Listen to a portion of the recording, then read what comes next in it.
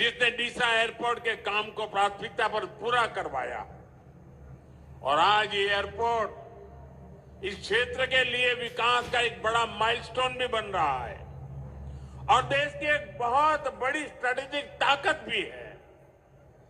मैं इस एयरपोर्ट के इस क्षेत्र को फिर से आप सबको बधाई देता हूं।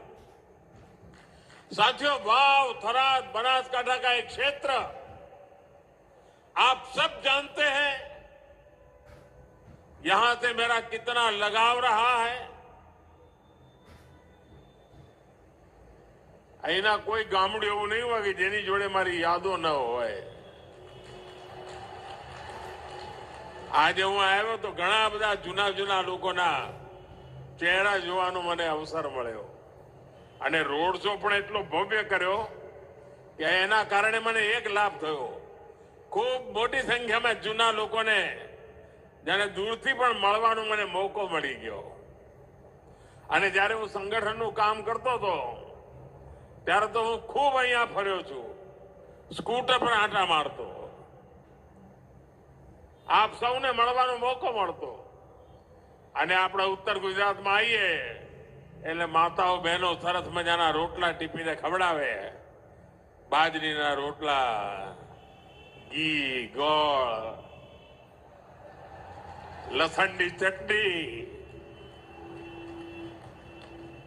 માખણ તાજું, आप सबनो ये स्नेह, आपने अपार प्रेम वो क्यारे भूली नहीं सको। અને જેટલો સ્નેહ આપ સૌએ મને આપ્યો છે, પરિવારના એક દીકરાની જેમ જેમ મોટો કર્યો છે મને, અને એટલે જ્યાં છું ત્યાંથી આપના સ્નેહને વિકાસ કરીને વ્યાજ સહિત ચૂકવવાની મહેનત કરું છું। અહીં સંગઠનના અનેક જૂના જૂના કાર્યકર્તાઓ છે જેમણે દિવસ રાત એમની સાથે મને કામ કરવાનો અવસર મળ્યો છે। અનેક વડીલો હવે રહ્યા નથી પણ એમની સાથે મને ઘણું બધું શીખવાનું મળ્યું છે। એવા બધા સાથીઓ આજે ભાજપાના કાર્યકર્તાઓની એક નવી પેઢી આખી મારી સામે છે અને આવી સફળ પેઢી હોય ને તો આપણને જીવનમાં કંઈ કર્યાનો સંતોષ થતો હોય છે।